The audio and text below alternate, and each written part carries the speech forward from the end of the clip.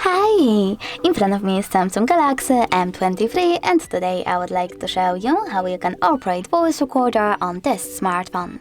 First of all, you need to find voice recorder app. If you don't have it, you need to click on Play Store, tap on the search bar and type in voice recorder.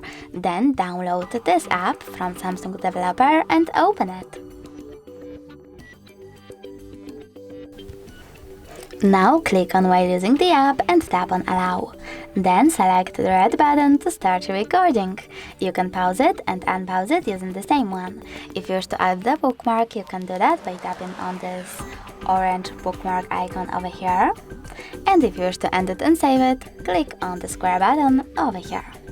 Now name your recording however you wish to, choose save, and as you can see, mine is over here. If you wish to play it, just click on it.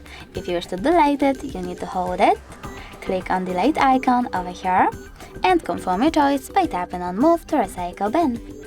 Thanks so much for watching. If you enjoyed this video, leave a like, comment and subscribe. Bye!